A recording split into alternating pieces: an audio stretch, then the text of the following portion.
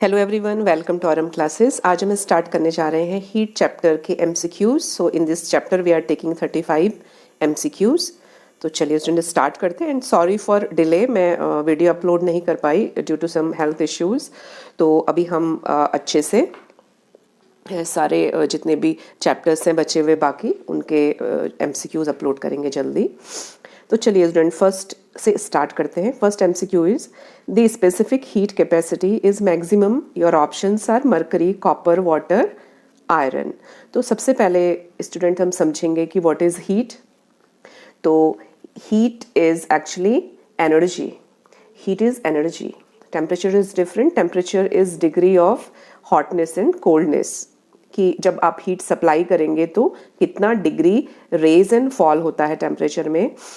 But heat जो आप provide कर रहे हो for that raise and fall, that is energy. जो हीट एनर्जी है उसको हम थर्मल एनर्जी भी कहते हैं। तो आप इसको थर्मल एनर्जी भी कहते हैं। This is say this term we use for heat energy. और अगर हम थोड़ा सा इसकी डेप्थ में जाएं तो जो हीट एनर्जी है वो होता है transfer of kinetic energy. So heat energy is transfer of kinetic energy. अब ये ट्रांसफर कहाँ हो रहा है काइनेटिक एनर्जी का? इस ट्रांसफर में particles are involved. These particles can be molecules, atoms, ions. तो यहाँ पे और जो हीट का ट्रांसफर होगा वो high to low heat transfer होता है। Means high kinetic energy to आपका जिधर लो मोशन में पार्टिकल्स हैं उधर ट्रांसफर होता है। तो काइनेटिक एनर्जी रिस्पॉन्सिबल होती है हीट एनर्जी के लिए। फिर इसके बाद टर्म आता है स्टूडेंट्स हीट कैपेसिटी। ठीक है, तो हीट की तो हमने बात की, this is energy. Heat capacity होता है amount of heat, physical quantity है ये। ठीक है, क्या है ये? यहाँ पे लिख सकते हैं फिजिकल क्वांटिटी है। Physical, we can measure it. Physical quantity है। और कैसी फिजिकल क्वांटिटी है? जो कि आपको बताती है कि कितना अमाउंट ऑफ हीट आप सप्लाई करें कि कुछ यूनिट ऑफ टेम्परेचर रेज होता है। कुछ यूनिट ऑफ टेम्परेचर रेज होता है। In this case if we are supplying 1 joule of heat energy, तो कितना टेम्परेचर रेज हो रहा है पर जो unit temperature, that is 1 kelvin. तो दिस इज हीट कैपेसिटी। अब जब हम बात करते हैं स्पेसिफिक हीट कैपेसिटी की, तो स्टूडेंट्स आप याद रखेंगे कि उसमें मास का टर्म भी इन्वॉल्व हो जाता है। So when we involve term mass, तो उसको हम स्पेसिफिक हीट कैपेसिटी कहते हैं। Again this is also quantity of heat, लेकिन कैसे क्वांटिटी ऑफ हीट है ये? 1 ग्राम मास में आप कितना हीट को सप्लाई कर रहे हैं कि it will raise temperature to 1 degree Celsius. तो इस डेफिनेशन को हम स्पेसिफिक हीट कैपेसिटी में रिफर करते हैं। ठीक है, तो अभी जो हमारा ये क्वेश्चन था, ये काफ़ी टॉपिक्स को कवर करता है। तो अभी क्वेश्चन पे आते हैं फिर से।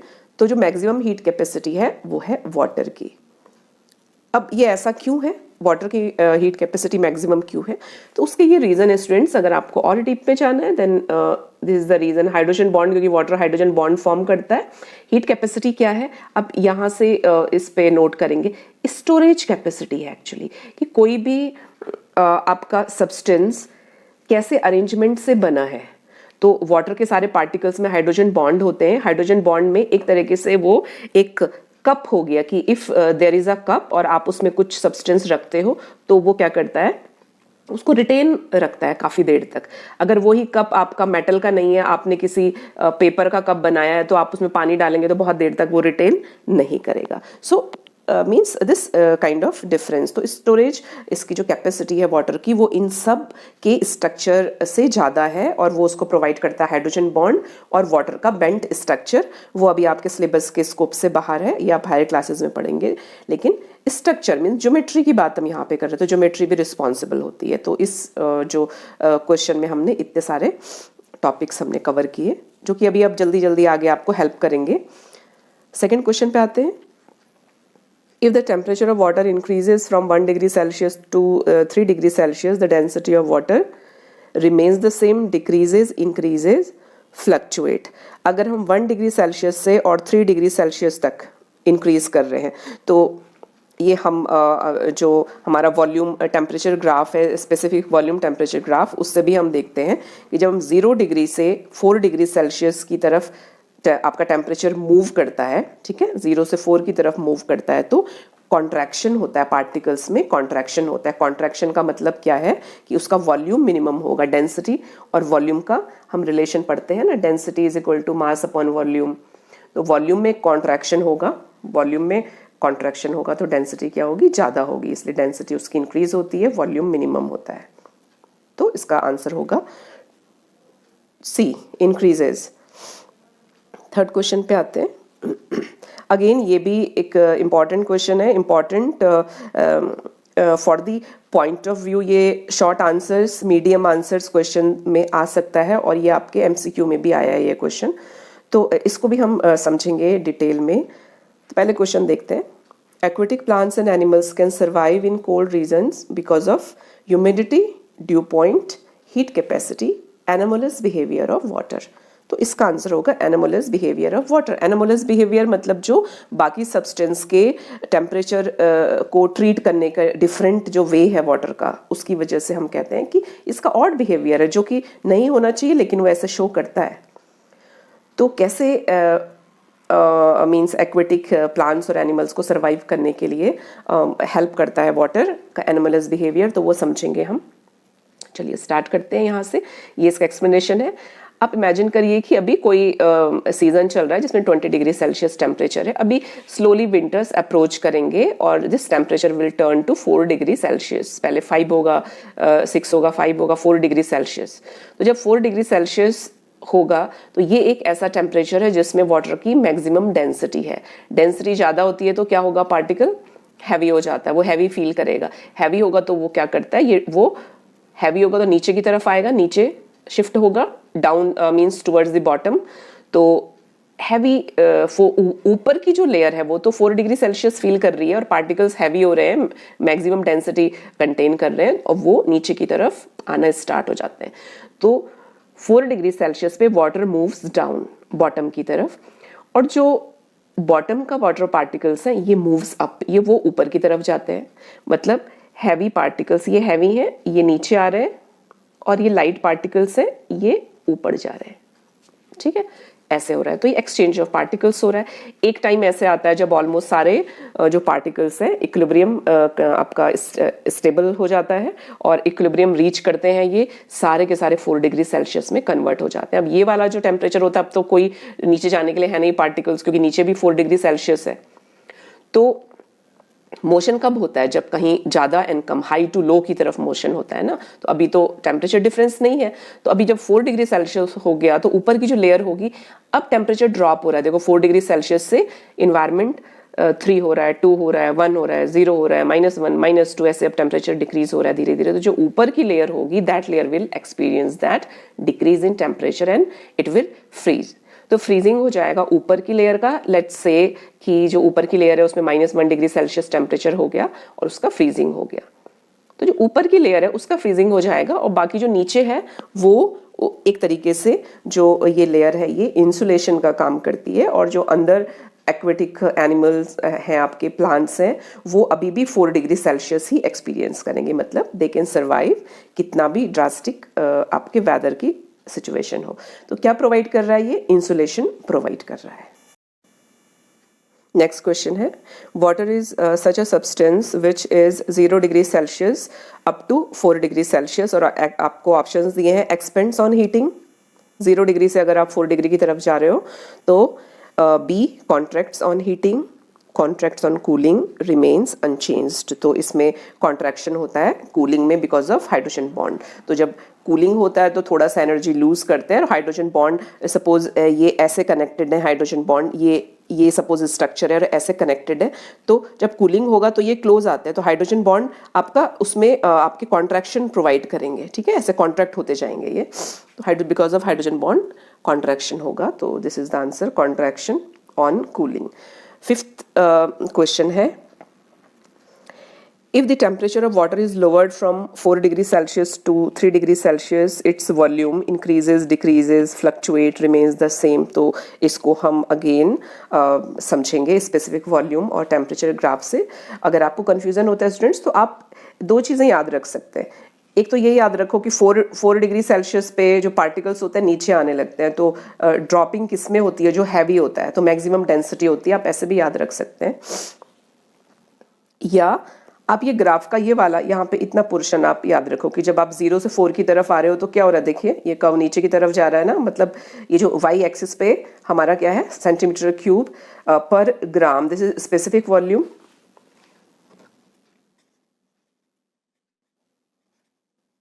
This is specific volume. तो स्पेसिफिक वॉल्यूम और ये टेम्परेचर का ग्राफ है, तो ये डाउनवर्ड आ रहा है, ठीक है, तो इट इज कमिंग डाउन। तो आप इसमें लिखेंगे कि इस केस में अगर टेम्परेचर वाटर का आप 4 डिग्री सेल्सियस से यहाँ से आप लोअर कर रहे हो, देखो आप इस तरफ जाइए आप, तो क्या हो रहा है, इंक्रीज हो रहा है ना वॉल्यूम, तो वॉल्यूम इसमें इंक्रीज होगा। यहाँ से लेके 4 से आप ऊपर आ रहे हो 4 पे तो एकदम बॉटम में आ गया, यहाँ पे थोड़ा सा ज़्यादा है तो इंक्रीज होगा, और ये हमको बताता है स्पेसिफिक वॉल्यूम टेम्परेचर। बात है 6th question is the specific heat capacity is measured in CGS system. तो CGS सिस्टम में इसका मेजरमेंट होता है calorie per gram degree celsius. 7th question is at dew point the relative humidity is 100% होती है, इसीलिए तो उसको ड्यू पॉइंट कहते हैं, मीन्स ड्यू जनरेट होने लगती हैं। तो ड्यू पॉइंट के रेफरेंस में हम थोड़े से कुछ पॉइंट्स देखते हैं। तो ड्यू पॉइंट है क्या एक्चुअली, तो ड्यू पॉइंट होता है जब आप किसी पर्टिकुलर टेम्परेचर पे, जिस पे आप स्टडी कर रहे हो आपका इन्वायरमेंट का, उसमें जब सैचुरेटेड एयर वेपर से सैचुरेटेड हो जाती है, जो हमारी एयर है वो वेपर से सैचुरेटेड हो जाती है, ठीक है, तो जब आपका 100% सैचुरेशन हो जाएगा तो हम उसको कहते हैं कि ड्यू पॉइंट रीच किया वहां पे, और जिस टेम्परेचर पे हो रहा है उसको हम ड्यू पॉइंट टेम्परेचर कहते हैं। सेकेंड पॉइंट है, अगर आप टेम्परेचर डिक्रीज करते हैं so then you can get dew point means कम quantity of vapour may be. For example यहाँ पे समझने के लिए हम यहाँ पे लिखते हैं, सपोज ये एक कंटेनर में एयर है और ये एक कंटेनर में एयर है, ठीक है। अभी इसमें अगर 40 डिग्री सेल्सियस में और इसमें मैं 20 degree celsius, these are just examples, ठीक है। तो अगर 40 डिग्री सेल्सियस पे वेपर्स एयर में 10 पार्टिकल्स होते हैं, ठीक है, 1 2 3 4 5 6 7 8 9 10, ठीक है, हमने 10 पार्टिकल्स ले लिए, 10 ग्राम भी ले सकते हैं, तो 10 ग्राम है सपोज, तो ये सैचुरेशन पॉइंट रीच करेगा, suppose this is the condition, ये सैचुरेशन पॉइंट इसने रीच किया इतने में। लेकिन अगर आप टेम्परेचर को डिक्रीज कर देते हैं तो ये 5 ग्राम में ही इसका सैचुरेशन हो जाएगा या 7 ग्राम में इसका सैचुरेशन हो जाएगा, मतलब कम वेपर पार्टिकल्स में 7 ग्राम में सपोज इसका सैचुरेशन हो जाएगा या 5 ग्राम में, ठीक है। या इसको आप ऐसे भी कह सकते हैं कि अगर इसमें वेपर्स 5 ग्राम है, चलिए 5 ग्राम लेते हैं दूसरी कंडीशन में, तो इसमें ड्यू पॉइंट रीच नहीं होगा। अब आपने क्या किया, टेम्परेचर डिक्रीज कर दिया, आपने 20 डिग्री सेल्सियस कर दिया टेम्परेचर, तो 20 डिग्री सेल्सियस में 5 ग्राम वेपर के साथ आपको ड्यू पॉइंट मिल जाएगा। तो आप ये भी ध्यान रखेंगे कि टेम्परेचर का कोई केस तो नहीं दिया है, टेम्परेचर इंक्रीज और डिक्रीज का अगर केस दिया है तो आपको ये ध्यान में रखना है कि हमको ईजिली ड्यू पॉइंट मिलता है। तो सैचुरेशन ऑफ एयर वेपर्स से हम उसको ड्यू पॉइंट कहते हैं। 8th question, if the pressure is applied on ice its melting point, okay, तो आप प्रेशर अप्लाई करते हैं, जब किसी सब्सटेंस पे प्रेशर अप्लाई करेंगे तो वॉल्यूम क्या होता है, डिक्रीज होता है, तो decreases, this is the answer. 9th question है the specific heat capacity of water in kilo calorie KG degree Celsius. अगर आप SI यूनिट की बात करते हैं तो क्या होगा और CGS क्या होगा, तो एक्चुअली दोनों में ही सेम होता है, दोनों में कुछ डिफरेंस नहीं होता ज़्यादा। यहाँ पे मैंने आपको एक्सप्लेन किया हुआ है इसको, मैं यहाँ पे बता देती हूँ, ठीक है। तो आपको कंफ्यूज नहीं होना है क्योंकि SI और CGS में एक ही होता है, because we can convert it easily. और यहाँ पे आप देखेंगे कि 1 kilo calorie KG degree celsius है, तो जो किलो यहाँ पे है 10 की पावर 3, वो यहाँ पे केजी का 10 की पावर 3 कैंसिल करेगा एक दूसरे को और वैल्यू सेम आएगी, 1 आएगी। तो 1 कैलोरी ग्राम डिग्री सेल्सियस। बहुत सारे बार स्टूडेंट जूल में भी पूछते हैं, तो अगर कैलोरी की जगह जूल में पूछा है तो कंफ्यूज नहीं होना है आपको 4.18 लिखना है वहाँ पे। तो दिस इज द आंसर कि SI में जो इसका वैल्यू होगी वो सेम होगी जो कि CGS सिस्टम में वैल्यू होती है। चलिए नेक्स्ट क्वेश्चन पे आते हैं। 9th क्वेश्चन, हाँ 1/9 हो गया, 1 10th क्वेश्चन पे आते हैं. 10th question is when water boils and is converted into steam, then heat is taken in, temperature remains constant, heat is taken in and temperature rises, heat is given out and temperature lowers, heat is given out and temperature remains constant. तो इसका answer होगा कि heat is taken, boiling हो रही है ना, तो boiling में हीट लेगा, पार्टिकल्स हीट लेंगे, लेकिन टेम्परेचर चेंज नहीं होगा. तो वो हीट कैसा होगा, वो लेटेंट हीट की फॉर्म में रहता है, वो हिडन हीट की फॉर्म में रहता है, and we call it latent heat of vaporisation. ठीक है, तो वो टेम्परेचर रेज नहीं करता. आप हमेशा याद रखेंगे कि लेटेंट हीट में क्या मींस लेटेंट हीट का क्या है काम, स्पेसिफिक काम क्या है इसका. इसका काम होता है फिजिकल स्टेट चेंज करना. इसका काम होता है चेंजेस इन फिजिकल स्टेट्स. बाकी इसका कुछ भी काम नहीं होता. टेम्परेचर रेज करना इसका बिल्कुल भी काम नहीं होता. It does not raise temperature. ठीक है, तो ये टेम्परेचर रेज नहीं करता है, तो ये आप याद रखेंगे. चलिए 11th क्वेश्चन.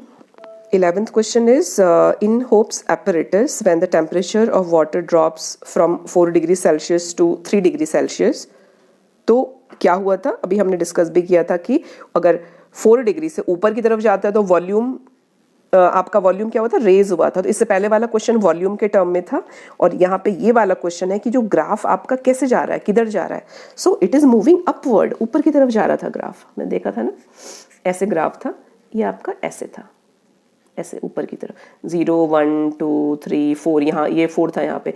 अब आप 4 से अगर 3 की तरफ जाओगे तो थोड़ा सा ऊपर जा रहा है, रेज कर रहा है ग्राफ. तो ग्राफ क्या कर रहा है, मूव्स अपवर्ड 4 डिग्री सेल्सियस से 3 डिग्री सेल्सियस में.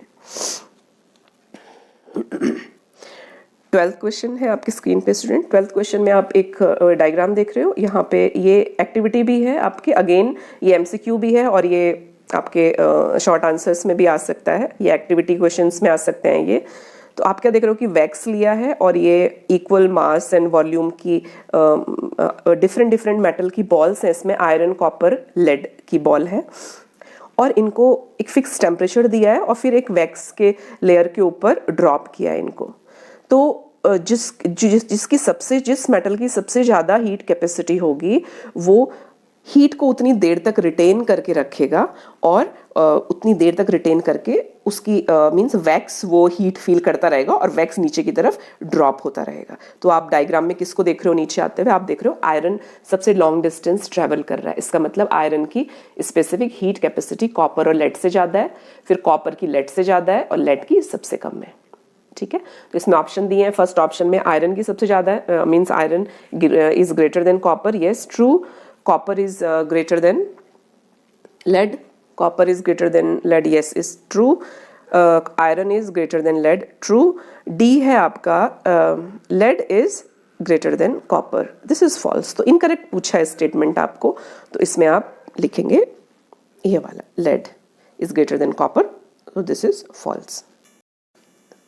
Next question is student. Which of the following is a correct relation? तो ये आपको वैसे भी याद रखना है.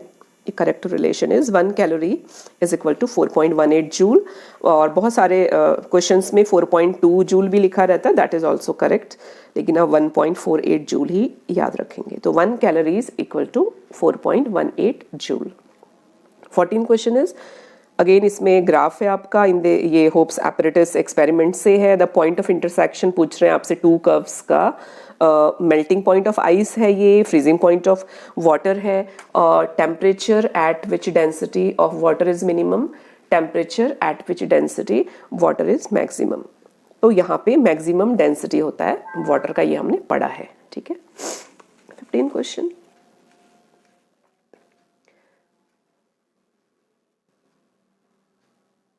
Fifteenth question is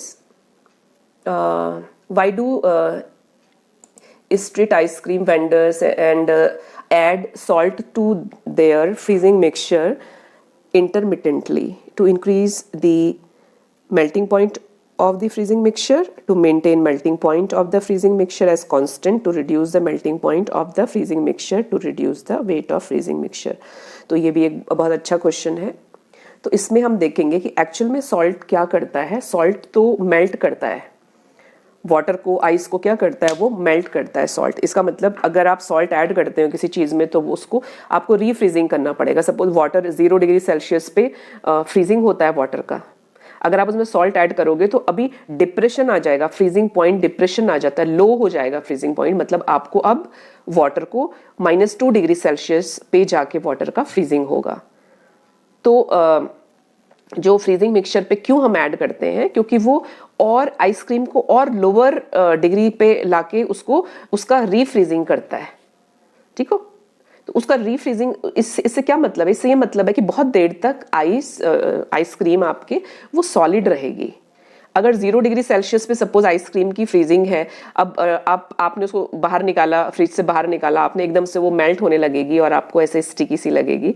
लेकिन आपने देखा होगा कि जो एक्चुअल में जो आइसक्रीम होती है वो अगर मेल्ट हो भी जाए बाहर से थोड़ा सा, तो अंदर से वो काफ़ी आपके टफ रहती है, सॉलिड रहती है। तो वो इसीलिए रहता है कि उसका जो रीफ्रीजिंग होता है वो उसको हम सॉल्ट क्या करता है, वो रिड्यूस कर देता है। इसलिए आइसक्रीम में सॉल्ट भी हम ऐड करते हैं, हल्का सा उसमें सॉल्ट ऐड रहता है सारे आइसक्रीम्स में, तो ये रिड्यूस करता है melting point of the freezing mixture. ये बहुत इंटरेस्टिंग है। ये मैंने यहाँ पे लिखा भी है कि इसका रीज़न क्या है। इसका रीज़न ये होता है कि अगर हम वाटर के केस में देखें तो ये वाटर ऐसे हाइड्रोजन बॉन्ड से कनेक्टेड रहते हैं, ये कनेक्ट करते हैं एक दूसरे को। अब जब आप सॉल्ट ऐड कर रहे हो तो Na+ और Cl- आके इन बॉन्ड्स को डिस्टर्ब करते हैं, यहाँ से इसको ब्रेक करेंगे, यहाँ से इसको ब्रेक करेंगे, तो इसको वो कनेक्ट होने ही नहीं देते, आइस नहीं बनने देते हैं। तो और ज़्यादा एनर्जी लूज करना पड़ता है इसको, और ज़्यादा आपका नीचे टेम्परेचर लो हो जाता है, तो बिकॉज ऑफ दैट रिड्यूस होता है। Next question is student 16th question. Heat needed to raise the temperature of 1 kg of water from 14.5 degree Celsius to 15.5 degree Celsius is, तो कितना हीट इसको रिक्वायर्ड होगी रेज होने के लिए। तो अगेन यहाँ पे भी जो रेज हो रहा है टेम्परेचर वो 1 डिग्री सेल्सियस ही हो रहा है 1 kg वाटर के लिए। तो इसको आप कैलकुलेट ना भी करें तो वैसे भी हमको मालूम है कि हम अगर जूल की बात करते हैं, अगर कैलोरी की बात करेंगे तो 1 आंसर होगा, और अगर ये आपसे आंसर पूछ रहे हैं कैलोरीज में तो ये आपका 4180 जूल इसका आंसर होगा। और आप वैसे कैलकुलेट करके भी देख सकते हैं, आप 1 वैल्यू दिया है इन्होंने, स्पेसिफिक हीट 1 आपका किलो कैलोरी पर केजी डिग्री सेल्सियस होता है, और ये आप ऐसे कैलकुलेट भी कर सकते हैं। तो आपका जो आंसर आएगा वो आएगा 1 किलो कैलोरी। इसको हमने कैलोरी में कन्वर्ट करना है, means 1000 calorie, and we know that 1 calorie is equal to 4.18 joule, और यहाँ पे 1000 में कितना होगा, इतने जूल्स होंगे। तो ये कैलोरीज एंड जूल्स वाले जो क्वेश्चन में आपको कंफ्यूज नहीं होना है। अगर कैलोरी में पूछा होगा तो 1 वैल्यू होती है, अगर जूल्स में पूछा होगा तो 4180 जूल वैल्यू होती है। 17th क्वेश्चन पे आएंगे। हीट इज एब्जॉर्ब्ड व्हेन, अब कब एब्जॉर्ब होगी, जब water is converted into vapour. ठीक है, इजी क्वेश्चन है ये। 18th क्वेश्चन में आते हैं। Heat absorbed when 1 gram of ice melts at 0 degree Celsius to form 1 gram of water at the same temperature in is calories में कितना होगा। तो स्टूडेंट्स इसको निकालने के लिए हमको थोड़ा सा देखना पड़ेगा इसको। जब 1 gram ice which is in solid form when it converts to 1 gram water liquid, जब सॉलिड लिक्विड में कन्वर्ट होता है, स्पेशली वाटर के केस की अगर हम बात कर रहे हैं, तो इसमें जो लेटेंट हीट होता है वो 80 कैलोरी पर ग्राम है। 1 ग्राम के लिए 80 कैलोरी लेटेंट हीट लगता है। ठीक है, 1 ग्राम ऑफ आइस कन्वर्ट होगा तो 80 कैलोरी, इतना एनर्जी लेटेंट हीट इसको लगेगा मेल्ट होने के लिए। तो लेटेंट हीट को हम L से डिनोट करते हैं। तो हमको यहाँ पे कितना हीट एनर्जी की रिक्वायरमेंट है वो हमको यहाँ पे कैलकुलेट करना है। तो Q इज इक्वल टू होता है लेटेंट हीट इनटू मास। तो कितना मास है, 1 ग्राम है मास, तो 80 कैलोरी पर ग्राम है लेटेंट हीट इनटू 1 ग्राम, ग्राम ग्राम कैंसिल हो गया, ये 80 कैलोरी इसका आंसर होगा। 19th क्वेश्चन में आते हैं। 19th question is a sample of air containing a certain amount of water vapor is saturated at a particular temperature if the temperature of air sample is raised further then। तो again ये हमने discuss किया अभी आगे कि अगर आप temperature raise करते हो तो क्या होगा, टेम्परेचर ड्रॉप करते हो तो क्या होता है, सैचुरेशन मिल जाता है एयर को। टेम्परेचर रेज करेंगे तो वो सैचुरेशन कैसे मिलेगा, वेपर्स तो कन्वर्ट हो जाएंगी, फिर वो आपके मीन्स जो वाटर ड्रॉपलेट्स हैं, ठीक है, ड्रॉपलेट्स हैं वो आपके ड्राई अप हो जाएंगी, मीन्स अब मूव करेंगी। तो यहाँ पे लेकिन आपसे पूछ रहे हैं कि टेम्परेचर इंक्रीज कर रहे हैं, डिक्रीज नहीं कर रहे हैं, टेम्परेचर को रेज कर रहे हैं, ड्राई बना रहे हैं एयर को। तो उस केस में आपका जो सैंपल है वो क्या होगा, ए भी ऑप्शन नहीं होगा, रिमेन सैचुरेटेड भी ऑप्शन नहीं होगा, यहाँ पे होगा आपका कि सैंपल बिकम्स अनसैचुरेटेड। तो डी ऑप्शन है, सैंपल बिकम्स अनसैचुरेटेड। चलिए 20th क्वेश्चन में आते हैं, the density of water is maximum at degree Celsius. तो हमको मालूम है it is 4 degree Celsius. 21 question है SI system, in SI system heat is measured in calorie, kilocalorie, joules, Kelvin. Then we know that it is joules. 22 question है, the reason for bursting water pipes during very cold weather is that, तो water expand करता है on freezing, so option is B, water expands on freezing. 23rd question है students, thermal expansion and contraction of metals are used in each of the following except। तो आपका thermal expansion मतलब heat से metal में expansion होता है, और आपका अगर हीट कॉन्ट्रैक्शन भी होता है, यस होता है मेटल्स में। तो इसमें फायर अलार्म होगा ऑप्शन, सिर्फ इसमें मेटल के एक्सपेंशन और कॉन्ट्रैक्शन से का मीन्स थर्मली कोई रिलेशन नहीं है। हीट आपके फायर अलार्म के किसी मेटल पार्ट को एक्सपेंड कर रहा है या वो कॉन्ट्रैक्ट कर रहा है, उससे मतलब नहीं है। क्यों? क्योंकि फायर अलार्म जो है हमारा वो डिफरेंट प्रिंसिपल पे बेस्ड है, वो है लाइट स्कैटर प्रिंसिपल पे बेस्ड। बाकी जो है उसमें स्टील प्लेट, आपकी रिविटिंग स्टील प्लेट्स, तो यस इसमें भी थर्मल एक्सपेंशन और कॉन्ट्रैक्शन का रोल होता है। एक्सेल फिक्स करते हैं जब हम व्हील में, तो उसमें भी होता है, प्रेशर कुकर में होता है, फायर अलार्म में नहीं होता। तो चलिए नेक्स्ट क्वेश्चन पे आते हैं। 24 क्वेश्चन, तो this we all know degree of hotness and coldness of body is called temperature. 25th, does the temperature of a body depend on a mass of the body? No, temperature किसी body के mass पे depend नहीं करता, temperature मास पे बिल्कुल भी depend नहीं करता, क्योंकि टेम्परेचर कोई इंट्रिंसिक प्रॉपर्टी नहीं है, मतलब वो अमाउंट के इंक्रीज और डिक्रीज होने पे उसको फर्क नहीं पड़ता।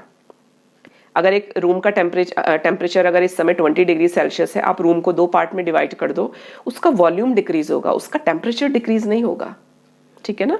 तो टेम्परेचर डिपेंड नहीं करता। 26 क्वेश्चन है, the dash of the body is the amount of heat energy required to raise its temperature by 1 kelvin. उसको हम हीट कैपेसिटी कहते हैं। लेटेंट हीट भी नहीं कहते, हीट भी नहीं कहते, टेम्परेचर भी नहीं कहते। 27 question is unit of heat capacity, तो ये भी आप याद रखेंगे, joule per kelvin is the unit of heat capacity. 28th question है, heat capacity per unit mass. जब मास इन्वॉल्व हो जाता है तो क्या बन जाता है वो? Specific heat. 29th question is SI unit of specific heat capacity, तो ये होता है आपका जूल पर केजी केल्विन, ठीक है, ये हमने पढ़ा भी था अभी। 30th question is what is the relation between specific heat and heat capacity. तो अभी हमने बात की यहाँ पे, अभी हमने बताया आपको कि जो यहाँ पे मैं CH से डिनोट कर रही हूँ हीट कैपेसिटी को, और स्पेसिफिक हीट कैपेसिटी को हम CS से डिनोट कर रहे हैं, तो ये रिलेशन होता है, ठीक है, पढ़ा है हमने ये। Heat capacity is equal to यहाँ पे कितना हीट है और कितना टेम्परेचर डिफरेंस हुआ, ये रिलेशन होता है। और इसमें जब स्पेसिफिक हीट कैपेसिटी होती है तो मास आपके पर ग्राम पर केजी हम लेते हैं मास, और तब हम उस टर्म को स्पेसिफिक हीट कैपेसिटी कहते हैं। तो यहाँ पे मास का डिफरेंस है, बाकी सेम टर्म है, तो आपका heat capacity divided by specific heat capacity हो जाएगा 1 डिवाइडेड बाई m। तो ये रिलेशन आएगा कि heat capacity is equal to specific heat capacity divided by mass. अगर आप स्पेसिफिक हीट कैपेसिटी से मास हटा दो तो वो हीट कैपेसिटी बन जाती है। So this is the answer. 31st, specific heat of a body is it's characteristic property. Yes, ये हमने एकदम फर्स्ट जो क्वेश्चन पढ़ा था, तो ये कैरेक्टरिस्टिक प्रॉपर्टी होती है डिफरेंट सब्सटेंस की बॉडी की, कि वो कैसे स्ट्रक्चर्ड है और वो कितनी कैपेसिटी रखती है हीट को रिटेन करने की, कितनी देर तक। 32 specific heat capacity of water is, तो वाटर का स्पेसिफिक हीट कैपेसिटी है, यहाँ पे अगेन इन्होंने क्योंकि जूल की बात की है तो 4.18 होगा, यहाँ पे राउंड अप करके ऑप्शंस दिए हैं तो आप 4.2 ही लेंगे उसको। 33 हीट इज मेजर्ड इन, तो कैलोरीमीटर याद रखेंगे, थर्मामीटर से नहीं होता है, थर्मामीटर से we measure temperature. 34th question है temperature is measured by thermometer, तो ये याद रखना है आपको। और 35th क्वेश्चन है students, what is the normal temperature of a healthy person, तो आप याद रखेंगे बॉडी टेम्परेचर हेल्दी पर्सन का नॉर्मल जो टेम्परेचर होता है दैट इज 37 डिग्री सेल्सियस, ठीक है, यहाँ पे ये 37 डिग्री सेल्सियस। आप रिलेशन में याद रखेंगे, जब फ़ारेनहाइट की बात करते हैं तो वो होता है 98.6 डिग्री फ़ारेनहाइट। यूजुअली हम क्या कहते हैं कि 100 डिग्री टेम्परेचर है तो वो डिग्री सेल्सियस नहीं होता, 100 डिग्री पे तो बॉयल होने लगेगा वाटर, तो that is 37 degree Celsius. But Fahrenheit में भी हम क्योंकि डिग्री यूज़ करते हैं तो हम वो डिग्री कह के उसको छोड़ देते हैं कि 98.6 डिग्री टेम्परेचर बॉडी का है, तो that is in Fahrenheit not in degree Celsius. तो डिग्री सेल्सियस में ये टेम्परेचर है। अगर कन्वर्जन के लिए आता है so this is the relation, बहुत सिंपल रिलेशन है ये, Fahrenheit is equal to 1.8 degree Celsius, ठीक है, जितना भी डिग्री सेल्सियस दिया है प्लस 32, ये कन्वर्ट करेंगे आप, यहाँ पे 37 वैल्यू रखेंगे अगर तो कैलकुलेट होकर आपको इतना आएगा फ़ारेनहाइट। और फ़ारेनहाइट निकालना है तो डिग्री सेल्सियस आप यहाँ पे फ़ारेनहाइट रखेंगे तो डिग्री सेल्सियस कैलकुलेट होकर आ जाएगा इतना। तो ये इसके रिलेशन है। तो आज के लिए वीडियो कंप्लीट होता है स्टूडेंट्स। अगर आपको वीडियो अच्छा लगा तो प्लीज़ अपने फ्रेंड्स के साथ शेयर करिए, चैनल को सब्सक्राइब करिए, और अगर आपको कोई और टॉपिक पे MCQs चाहिए तो प्लीज़ मुझे कमेंट बॉक्स में लिखिए। Thank you so much.